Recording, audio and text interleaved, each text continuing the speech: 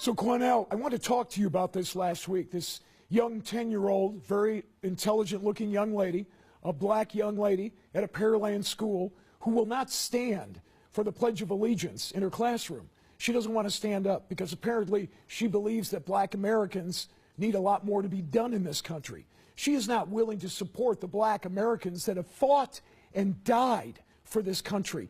You know what I believe, Cornell? And I know you supported her publicly, but you know what I think?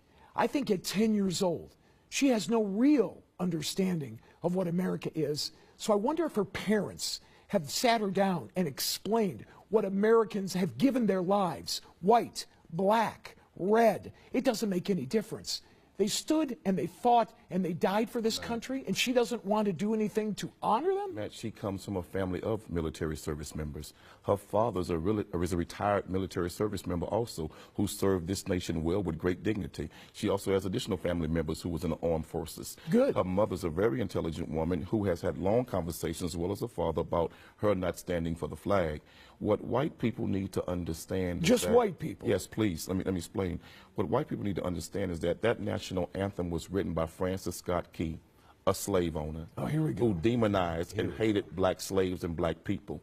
And that unwritten third, that unheard of and unspoken third verse, go research the third verse where he says, "There's no refuge in this country for the hireling or the slave. Both should be turmoil to the grave." How's her parents doing? This is a man Are they successful? that promised turmoil for black people to the grave. Would you ask Jewish children to say a pledge to a German anthem that disrespects Jewish people? If they're No, you living would in not. Germany, No, sure. you would not. Well, sure. That disrespects Jewish people? Then No, why, you would not. You certainly can kneel down. In America, you have the right to do that.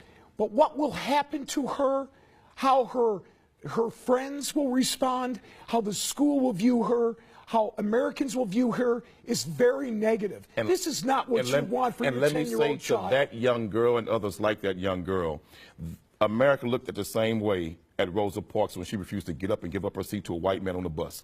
But history vindicated her. History vindicated her. America demonized Harriet Tubman for freeing slaves from slavery, but history vindicated her. So I say to that young girl, you stand strong, stand up, and stand for what you believe in. And to all of those who are too coward to do it, don't get in that young girl's way. Others like her, support that young girl. What would you like her to say to the men and women who have fought for this country like I ran into over the weekend? The black men and women who fought for this country, and some who gave their lives. And ask the black men and women who served America in its military, like in the Independence War. We helped America get it, and we were still slaves afterwards. Ask those in Vietnam who gave their war on Vietnam battlefields, but then came back and was called niggers in their own country. We have fought in America's war, and we've never been given the justice and the due process of everybody else in this nation. Then why don't you move to a different country?